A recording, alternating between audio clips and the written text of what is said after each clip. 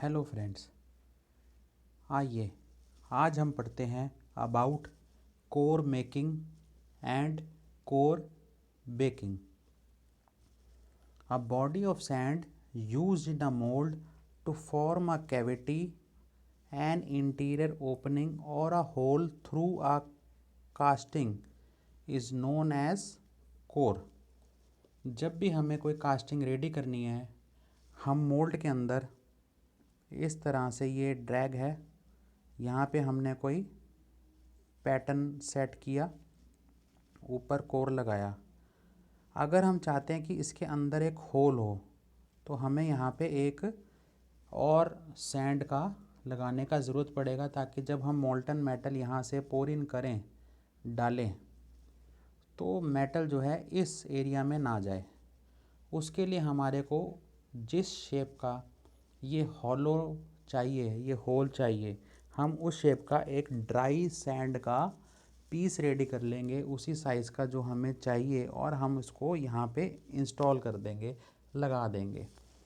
इसको लगाने के लिए जो है हमारे को कोर मेकिंग कैसे की जाती है, फिर उसकी बेकिंग, और फिर कोर सपोर्ट। इस कोर को यहाँ पे लगाने के लिए कुछ सपोर्ट देनी पड़ेगी, चाहे यहाँ पे कुछ दो, वी कैन से सिंपल भाषा में, दो डंडियाँ लगानी पड़े, दो पिलर लगाने पड़े, या फिर इसको ऊपर वायर के साथ पकड़ के लटकाना पड़े। इस तरह से उसको फिर बोलेंगे कोर सपोर्ट। तो आइए आज हम पढ़ते हैं कि कोर की मेकिंग किस तरह से होती है, फिर उसको बेक किया जाता है, और फिर उसको सपोर्ट लगा के जो है मोल्ड के अंदर सेट किया जाता है। तो the process of properly making a core from core sand is known as core making. Mixing and preparing sand. सबसे पहला है mixing and preparing sand. The first consideration in making dry sand core is to mix and prepare sand properly. All ingredients should be measured out exactly and care should be taken not to get the mixture too wet. Second step है sand into core box.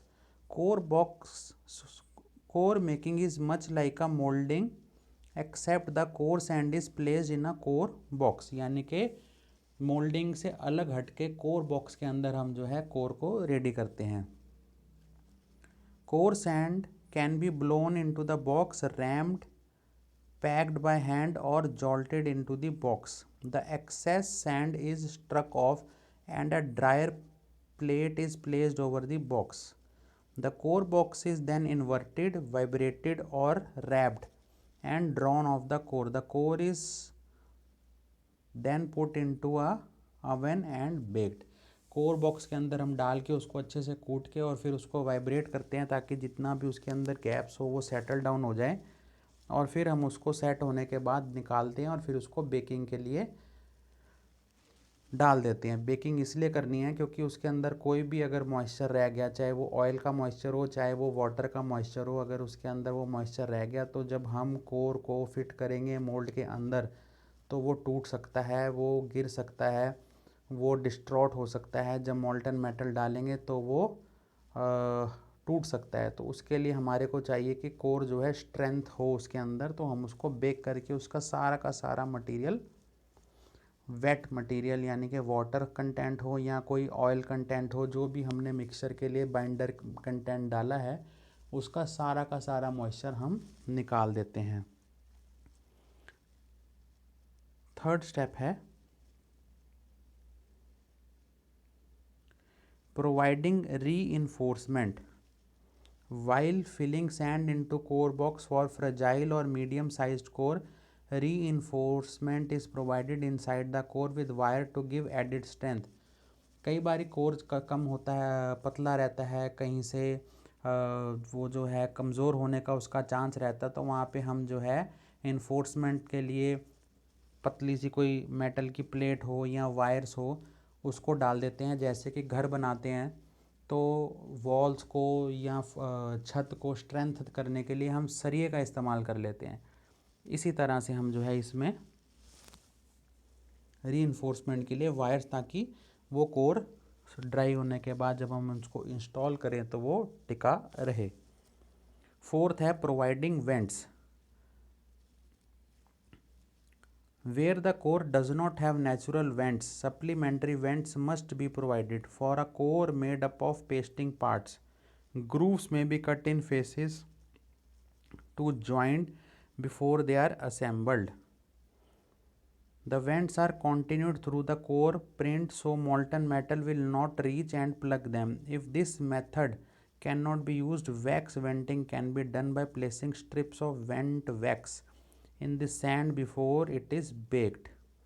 Went क्यों ज़रूरी है? Went इसलिए ज़रूरी है कि ताकि उसके अंदर गुड परमेबिलिटी हो, वो उसमें पोरोसिटी हो, यानी कि जो सैंड मोल्डिंग सैंड की प्रॉपर्टीज़ हों वो भी उसमें हो, ताकि जब हीट उस पर आए तो उससे कोई गैसेस हों वो एस्केप कर सकें। तो उसके लिए वहाँ पे जगह होनी चाहिए, वेंट्स होने चाहिए, पोरोसिटी के लिए छोटे छोटे कुछ इस तरह से होल्स होने चाहिए। बट ऐसा भी नहीं होना चाहिए कि उस पोर्स में उस जगह पे मेटल जाके अंदर उसका हिस्सा बन जाए। मेटल बाहर ही रहना चाहिए, बट जिस तरह से मोल्डिंग सैंड होती है उस तरह से उसकी प्रॉपर्टी के लिए मेंटेन करने के लिए, क्योंकि उसको ड्राई कर दिया जाता है तो हम उसके अंदर छोटे छोटे वेंट्स यानी कि रास्ते बना देते हैं, जिससे जो है हीट एग्जॉस्ट कोई गैस हो कुछ भी हो इस तरह से वो जो उससे बाहर निकाली जा सके। फिर इसके बाद नेक्स्ट करते हैं core baking. When cores have been properly formed they are placed on small plates which support the then during baking these plates are placed in core oven and heated to temperature from 170 to 225 degree centigrade depending upon type of binder used in the core sand। जैसे कि आपको पहले बताया था core को bake किया जाएगा उसका सारा बाइंडर के लिए जो मॉइस्चर कंटेंट है वो हटाने के लिए। Finishing and core assembly. One of the most critical stages in core making is the assembly of the cores after baking. Since many mistakes can be corrected at this stage, if made in two parts, the fitting consists of taking together the halves, scraping off, filing the contact surfaces so that the perfect fit is obtained. core कहीं से rough हो गया है, वो सही से नहीं बन पाया, या उसको इंस्टॉल करने के लिए उसको 2 या 3 हिस्से में बनाना पड़ेगा। तो ये सारी चीज़ें आती हैं फिनिशिंग एंड कोर असेंबली में। कोर बनाने के लिए एक हमारे पास इस तरह से कोर एक्सट्रूजन मशीन भी रहती है, जिसके लिए यहाँ से हम सैंड को डालते हैं, यहाँ से सैंड इंसर्ट होगी और ये यहाँ से हैंडल ऑपरेट करेंगे हम। ये मशीन की मदद से भी हो सकता है और मैनुअल भी हो सकता है। यहाँ से प्रेशराइज्ड होके सैंड एक्सट्रूजन होके यहाँ से बाहर आ जाएगी, एक्सट्रूडेड कोर आउट होगा। जो शेप यहाँ पे हम देंगे वो शेप का जो है वो कोर हमारा बाहर आ जाएगा। अगर सिलेंडर देंगे, स्क्वायर देंगे, ट्रायंगुलर देंगे, पेंटागन शेप हो, हेक्सागन हो या कोई सी और भी शेप हो, अगर हमारे को इस तरह की कुछ गोलाई में सिलेंड्रिकल टाइप या कोई लंबा क्यूबॉइड टाइप शेप चाहिए तो वो इस मशीन से हम जो है रेडी कर सकते हैं, कोर बॉक्सेस के अलावा भी। इसके बाद फिर हम उसको कोर को बेक करते हैं। Heating a core to drive off moisture and gain required strength and properties is known as core baking. Drying alone is sufficient for many core binders, but other cores are bonded by oils and must be baked for ultimate hardness and strength. तो जैसे कि आपसे पहले discuss करा था 172 to 225 degree centigrade depending upon the type of binder used हम जो है कोर को बेक करेंगे ताकि उसके अंदर स्ट्रेंथ आ जाए। इसी तरह से फिर हमारा कोर के लिए होता है कोर सपोर्ट्स। जैसे कि आपको बताया था कि कोर को सेट करने के लिए उसको इंस्टॉलेशन के टाइम पे सपोर्ट चाहिए होता है, तो अलग अलग तरह के कोर के ये हम कह सकते हैं कि ये सिंगल हेडेड टाइप जो हैं ये एक तरह के पिलर्स हैं। जैसे लेंटर डालते हैं तो नीचे हमारे को डंडे लगा के उस लेंटर को सपोर्ट देनी पड़ती है, इसी तरह से यहाँ पे कोर को सपोर्ट देनी पड़ती है। Any device used in a mold to keep core in its proper position during pouring of metal is known as core support. A core must stay in just the right place in its mold, otherwise the walls of cavity it produces will not be of proper thickness shifting of a core during metal pouring in a mould is a major cause of defective casting. अगर हम ऊपर से metal डालेंगे और हमारा core हिल गया तो हमारा जो सारा कास्टिंग है उसमें डिफेक्ट आ जाएगा। इसके लिए जो है हमारे पास कोर सपोर्ट की ज़रूरत होती है। इस तरह से जो है हम, ये कोप और ड्रैग है, ये बीच में मोल्ड कैविटी है, और ये हमारा जहाँ पे ये इस तरह से बना हुआ है ये वाला शेप, ये सारा का सारा कोर का जो है पार्ट है। दिस इज़ कोर, ये वाला। और ये कोर के अंदर वेंट दिया है, खाली जगह दी है, जो कि बाहर सैंड के साथ कनेक्टेड है ताकि कोई भी एग्जॉस्ट गैसेज हैं कुछ हैं वो बाहर आ जाएं। तो इसको जो है हम कोर को टिकाने के लिए हमने यहाँ पे ये इस तरह से, ये देखिए, और ये ऊपर की तरफ से भी इस तरह से हमने जो है सपोर्ट उसको दे रखी है, ताकि जब हम यहाँ पे मोल्टन मेटल को पोर करें तो ये वाइट वाली खाली जगह में जब कोर मोल्टन मेटल आएगा तो कोर अपनी प्लेस पे ही स्टे रहे। यानी कि ये एक हम ऐसी चीज़ बना रहे हैं जिसके अंदर का सारा हॉलो है और बाहर एक ये सिलेंडर बन जाएगा, जैसे कि एक पाइप फॉर्मेशन होती है। तो इस तरह से जो है कोर मेकिंग, बेकिंग और फिर उसको सपोर्ट किया जाता है। तो आइए इसी में आगे हम पढ़ लेते हैं कि जो हमने मोल्डिंग की है उसमें क्या क्या डिफेक्ट्स आ सकते हैं, उसके क्या क्या कॉजेज़ हो सकते हैं और उसकी रेमेडी, उसका हल क्या है। तो ये कुछ कॉमन आने वाले डिफेक्ट्स हैं, तो आइए उसके बारे में हम जो है एक बारी पढ़ लेते हैं। सबसे पहले है डर्टी मोल्डिंग। अगर मोल्डिंग डर्टी हो तो उसका क्या कॉज है, यानी कि सैंड लूज है, तो उसका कॉजेज़ क्या है, इफ़ेक्ट ऑन कास्टिंग क्या होगा, causes and holes and sand inclusions in casting. इसकी वजह से क्या होगा, सैंड खुद घुल जाएगी कास्टिंग के अंदर। रेमेडी क्या है, क्लीन द मोल्ड प्रॉपरली और handle the finished mould carefully. उसको क्लीनिंग सही से करेंगे, उसको अच्छे से जो है हम रेडी करेंगे साफ़ सफाई से। Too hard mould, second number causes क्या है, ramming is too hard. Ramming means उसको हमने बहुत ज़्यादा कूट दिया है, बहुत ज़्यादा प्रेस कर दिया है सैंड को, तो इससे क्या इफ़ेक्ट होगा कास्टिंग पे, causes blowholes and sometimes sand inclusions, and in extreme cases it blows the molten metal from the mold through the gate or even through the top of cope।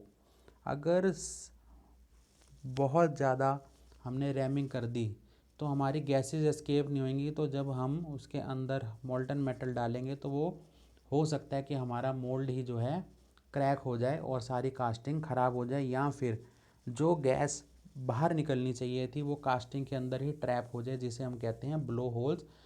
Casting के ऊपर के हिस्से में इस तरह से होगा जैसे कि किसी चीज़ के, जैसे मिट्टी के अंदर पानी के, सूखी मिट्टी के अंदर पानी के छींटे डाल दिए जाएं थोड़े से, तो वो जिस तरह का टेक्सचर आ जाता है उसको हम बोलते हैं blow holes texture.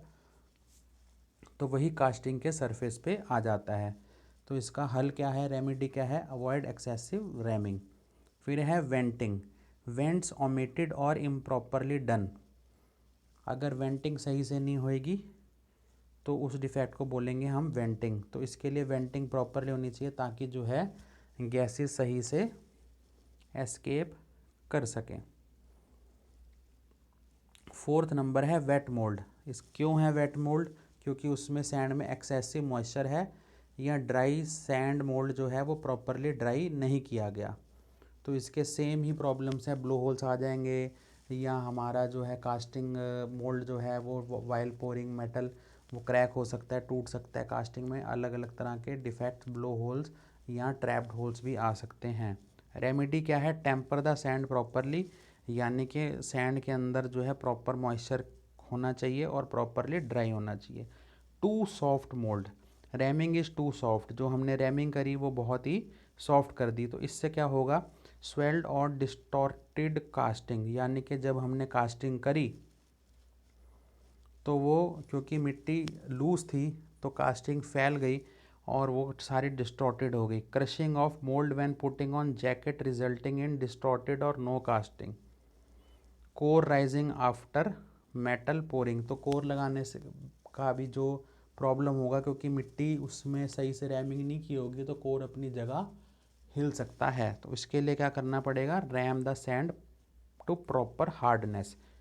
Poor gating, gate too small और टू लार्ज और no basin under a vertical gate.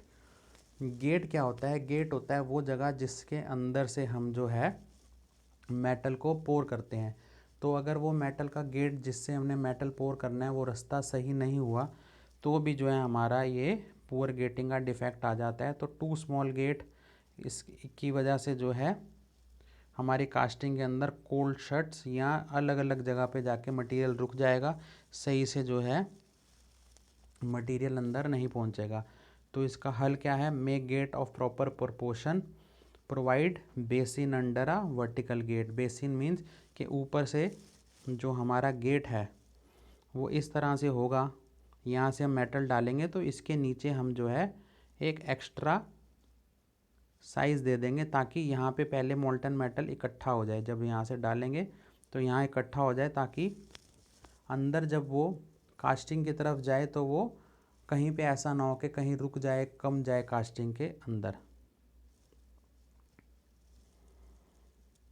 Improper gate surface, gate surface too hard और टू सॉफ्ट। तो इससे क्या होगा, इम्प्रॉपर गेट सरफेस नाम का डिफेक्ट आ जाएगा।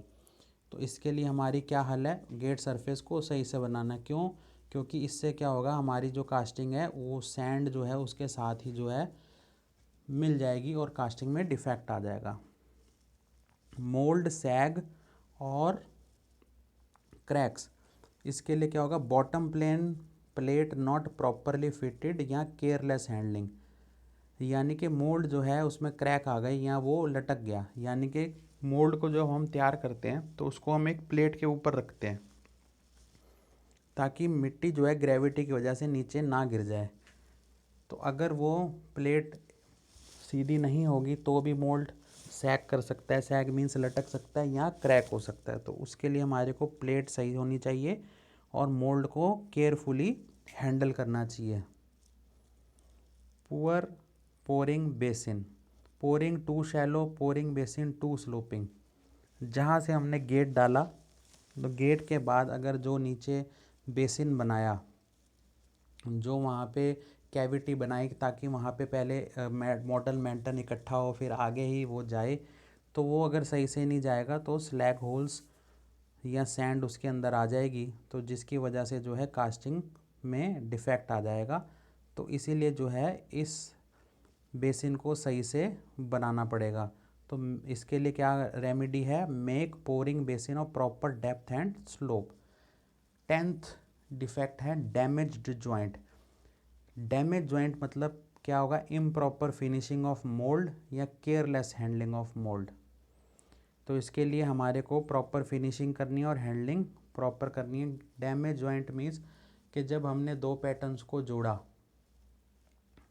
स्प्लिट पैटर्न में, ऊपर और नीचे के पीस को कोप पैटर्न और ड्रैग पैटर्न को हमने जोड़ा, तो वो जब जॉइंट है जो दो मिट्टियों का ऊपर नीचे कोप और ड्रैग का जॉइंट है वो सही से नहीं हुआ और जो है वो मोल्ड ख़राब हो गया।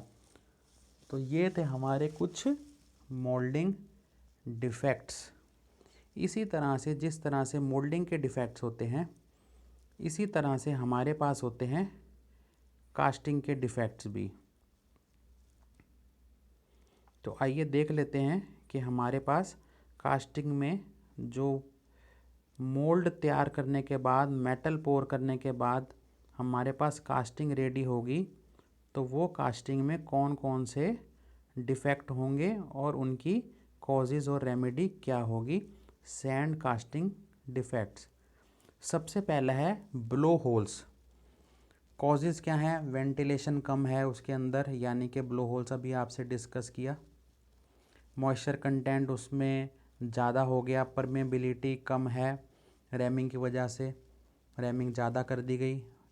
मोर fineness of moulding sand, moulding sand में पोरोसिटी कम थी। Excess amount of sulphur in molten metal या हाई ग्रीन स्ट्रेंथ, यानी कि जो सैंड की स्ट्रेंथ है वो बहुत ज़्यादा थी। तो रेमेडी के लिए इन सारी चीज़ों को जो है हमें करेक्ट करना पड़ेगा, यानी कि वेंटिंग सही करनी पड़ेगी, मॉइस्चर को प्रॉपर करना पड़ेगा, क्ले कंटेंट और ग्रेन साइज़ को भी प्रॉपरली एज़ पर गाइडलाइंस या एज़ पर जो बताया गया है उसके हिसाब से हमें यूज़ करना पड़ेगा। Second defect is drops, sand falling into mould, मिट्टी का घुल जाना मोल्ड के अंदर। क्यों भाई? क्योंकि failure to consolidate sand due to uneven ramming या सॉफ्ट रैमिंग, हमने रैमिंग सही से नहीं करी, जिसकी वजह से जो मिट्टी है वो कास्टिंग के अंदर ही घुल गई, अंदर ही चली गई, जिससे कि हमारा डिफेक्ट आ गया, जिसको बोलते हैं ड्रॉप्स। तो रैमिंग सही से करना है, ये इसका जो है रेमेडी है। फिर है scab, uneven surface of casting causes due to fracture in the mould skin. Mould skin जो है वो मोल्ड स्किन सही से नहीं बनी, मोल्ड स्किन जो है उसमें क्रैक्स आ गए जहाँ पे कास्टिंग गिरनी थी, जहाँ पे पैटर्न सेट किया था, due to fine grain size या फिर हाई मॉइस्चर या लो परमेबिलिटी, सेम ही चीज़ें हैं। तो वो अगर अनइवन सरफेस आ गया तो उसके लिए इन्हीं चीज़ों को हमें ठीक करना है, यानी कि ग्रेन साइज़ फाइन होना जो है वो increase grain size and reduce fineness, reduce moisture increase grain size, reduce bond moisture increase grain size। तो ये कुछ पॉइंट्स हैं जिसका हमें ध्यान रखना है। फिर अगला हमारे पास डिफेक्ट है cut and washes, casting surface is resulting due to the erosion of mould surface by poured metal is known as cut, यानी कि मोल्ड सरफेस का इरोजन हो जाएगा कहीं से तो उसको बोलेंगे हम कट एंड वॉशेस। इसके भी वही कॉजेज़ हैं और इसके भी वही रेमेडीज़ हैं जो पहले थे, यानी कि moisture, green strength, improve gating, hot sand, इन्हीं चीज़ों का हमें ध्यान रखना है। Rough surface, the casting surface without smoothness is known as rough surface. तो ये क्यों होता है कि सैंड जो हमारी बहुत कोर्स होती है, रैमिंग सही से नहीं की जाती, परमेबिलिटी बहुत ज़्यादा है तो जिससे कि गैसेस बहुत जल्दी बाहर निकल गई, लो फ्लोएबिलिटी ऑफ मोल्डिंग सैंड। तो इन सारी चीज़ों को अगर हम करेक्ट कर देंगे, यानी कि रिड्यूस फाइननेस करेंगे, ग्रेन डिस्ट्रीब्यूशन को इम्प्रूव करेंगे, सैंड को अच्छे से मिक्स करेंगे और प्रॉपर कोटिंग करेंगे कोर्स की मोल्ड के अंदर, तो इससे जो है ये रफ सरफेस का प्रॉब्लम कम हो जाएगा या ख़त्म हो जाएगा। हॉट टीयर्स, पुल्स और cracks, jagged cracks caused by shrinkage and casting pulling itself apart is known as hot tears. जब कास्टिंग ठंडी होगी तो वो जो है क्रैक हो सकती है, तो जिसको हम बोलेंगे हॉट टीयर, पुल्स और क्रैक्स। इसके कॉजेज़ क्या हैं? Fine moulding sand, high moisture, feeding heads यानी कि riser not large enough, metal not sufficiently यानी कि पूरा मेटल नहीं डाला गया, कम मेटल डाला, पुअर डिस्ट्रीब्यूशन ऑफ सैंड। और रेमेडी क्या होगी? वही कि ग्रेन साइज को बढ़ाया जाए, फाइननेस को रिमूव किया जाए, कम किया जाए, मॉइस्चर को रिड्यूस किया जाए और जो राइज़र है उसको उसका हाइट बढ़ाई जाए, पोरिंग टेम्परेचर प्रॉपर होना चाहिए, ज़्यादा होना चाहिए, रेडियस फिलेट्स ऑन पैटर्न यानी कि जहाँ पे पैटर्न है वहाँ पे गोलाइयाँ हो, कहीं पे वो सारी सही रेडियस होने चाहिए, कहीं पे कोई तीखे कोने या इस तरह से नहीं होना चाहिए, ताकि जो है अनइवन जो है उसकी कूलनेस ना हो। Rat tails, a streak found on casting surface is known as rat tail. This streak results when an edge of fracture in a mold slides over the other. It is usually found on a thin flat section.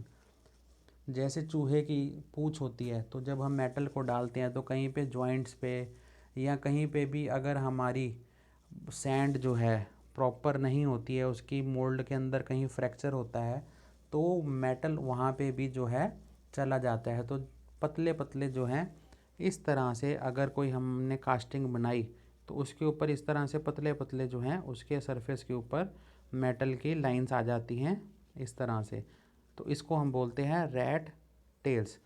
तो ये क्यों होता है? Pure distribution of sand, grain size और high moisture content. तो high moisture तो हर एक में कॉजेस में है ही है, और रेमेडी में भी इसका सेम है कि जो कॉजेज है उसका ऑपोजिट होगा वो रेमेडी होएगी।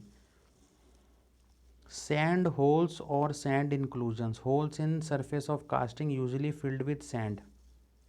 सेम, अगर मॉइस्चर कम हो जाएगा, ग्रीन स्ट्रेंथ कम रहेगी यानी कि रैमिंग सही नहीं होगी, मॉइस्चर का कंटेंट उसमें कम है यानी कि बाइंडर सही से नहीं होंगे, तो जो हमारी मिट्टी है, वो जो हमारी कास्टिंग सैंड है, वो जो हमारी मोल्डिंग सैंड है, वो हमारे मेटल के अंदर चली जाएगी और वहाँ पे बन जाएंगे sand holes. Metal penetration, surface defect in a casting caused by metal filling the spaces between sand grains of the mold surface without displacing them is known as metal penetration। ये कुछ कुछ रैट टेल्स की तरह हैं, but rat tales बहुत लंबी होंगी, ये बिल्कुल छोटे छोटे दानों की तरह जो है मेटल सरफेस के ऊपर आ जाएंगे, तो इसको बोलेंगे मेटल पेनिट्रेशंस। कॉजेस और रेमेडीज मोर और लेस सेम आपके सामने हैं।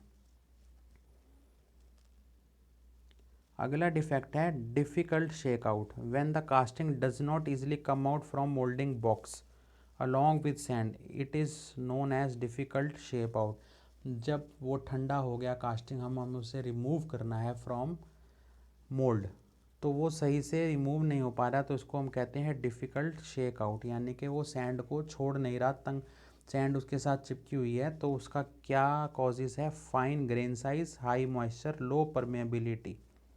रेमेडी क्या है? ग्रेन साइज को बढ़ाया जाए, फाइनेंस को रिड्यूस करा जाए, मॉइस्चर को रिड्यूस करा जाए और बाइंडर्स को जो है प्रॉपरली सेलेक्ट किया जाए। Core blow, smooth depression in surface around core cavity is known as core blow. Core के आसपास अगर कहीं पे कोई खाली रह जाए एरिया, तो उसको हम बोलते हैं कोर कैविटी आफ्टर कास्टिंग तैयार होने के बाद। तो ये क्यों होता है? वेट कोर, क्योंकि वेट कोर रहेगा तो उसमें जो है प्रॉपर बेकिंग नहीं है, तो उसकी वजह से जो है ये डिफेक्ट आ जाता है। तो हमें कोर को प्रॉपरली बेक करना है। या फिर मॉइस्चर आ गया बेकिंग करने के बाद भी, तो उसके लिए कोर की वेंटिंग सही होनी चाहिए ताकि कोर को सही हवा लगती रहे, और कोर के अंदर जब मेटल पोर हो तो एक्सेस जो उसकी हीट वगैरह है वो कोर को ख़राब ना करे और वहाँ से वो वेंटिंग के थ्रू दिक्कत हो जाए। कोर वेंट नहीं है, वही चीज़ होगी venting of core not carried out of the mould. अगला हमारा जो है डिफेक्ट है मिस रन्स और cold shuts. The failure of metal to run to all parts of mould cavity is known as misrun. That casting is known as misrun casting. जब हमने molten metal को डाला casting के अंदर और जहाँ जहाँ उस पैटर्न के अंदर उस मेटल को जाना चाहिए था वो वहाँ पे नहीं गया, तो उसको हम कहते हैं मिश्रण, यानी कि प्रॉपर उसने कास्टिंग की शेप, पैटर्न की शेप नहीं ली। तो इसके रीजंस क्या हो सकते हैं? पोर्ड मेटल नॉट हॉट, अगर मेटल प्रॉपर हॉट नहीं होगा तो वो अंदर जाते आते कहीं पे सॉलिडिफाई या ठंडा होने की वजह से फ्लो सही से नहीं करेगा, तो यानी कि उसको हॉट करना पड़ेगा, ये उसकी रेमेडी है।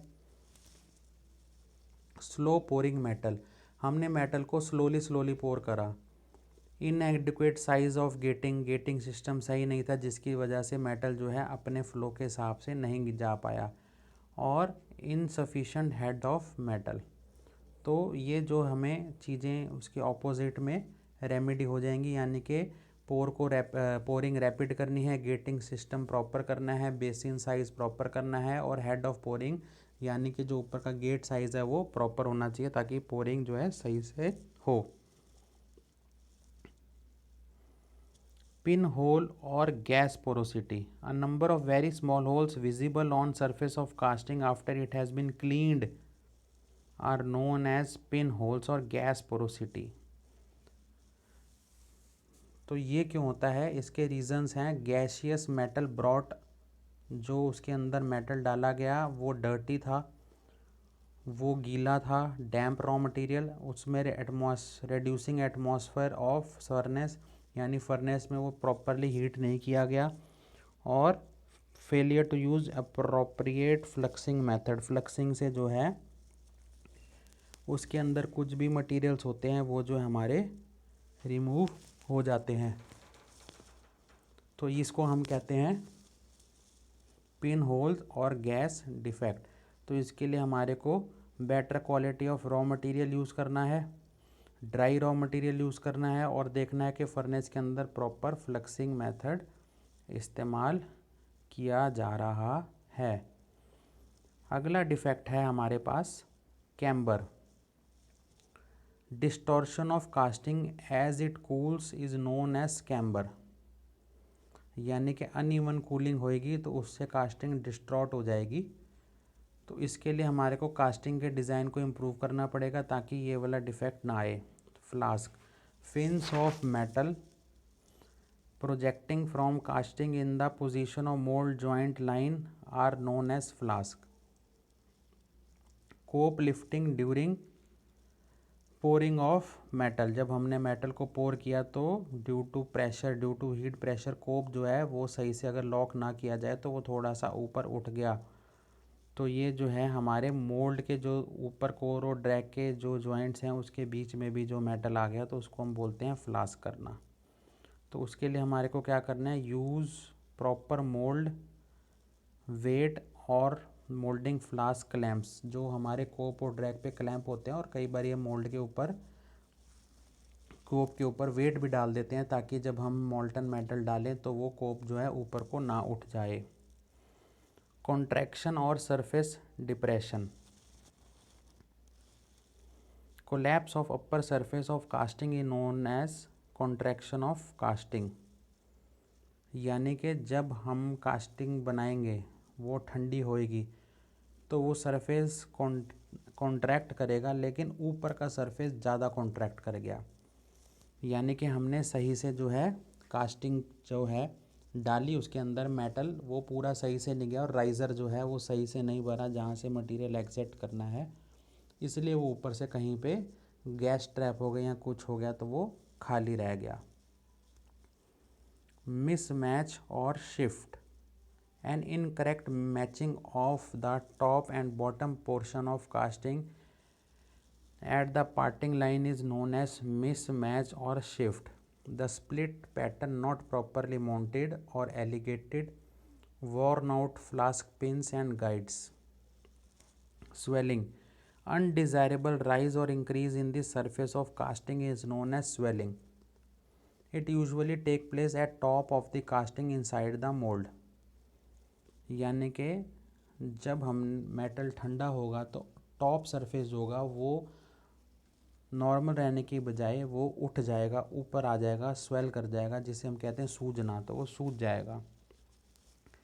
तो इसके कॉजेज़ क्या हैं, सॉफ्ट रैमिंग, अनइवन रैमिंग, या फिर मोल्ड नॉट प्रॉपरली वेड और क्लैम्प्ड, तो इसके लिए वो मोल्ड को सही से क्लैम्प करेंगे, रैमिंग प्रॉपरली करेंगे। Fusion, rough glassy appearance of the surface of casting because of sand being melted into is known as fusion।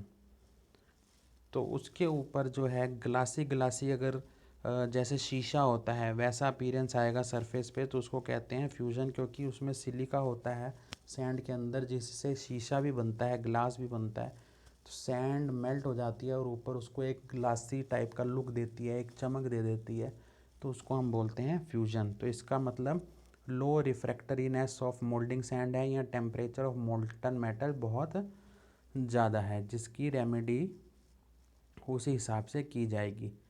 Short metal, the little balls of the cast metal embedded in the casting surface but not fused to the casting are known as short metal.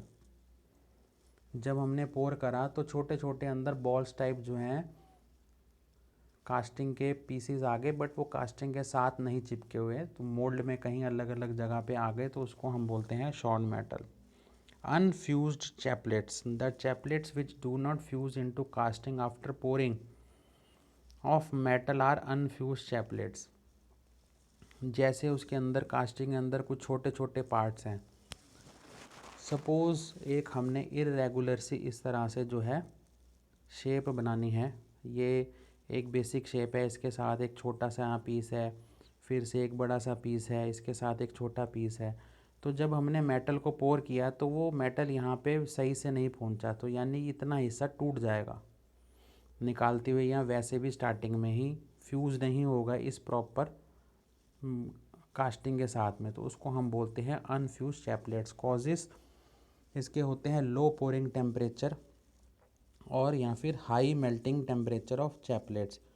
तो use chaplets of slightly lower melting temperature और pour metal at high temperature. तो ये थे हमारे कुछ casting defects.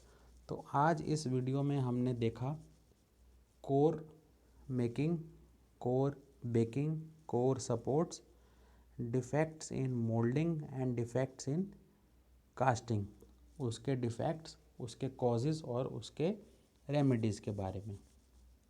उम्मीद करता हूँ आपको आज का ये वीडियो अच्छा लगा होगा। Thanks for watching.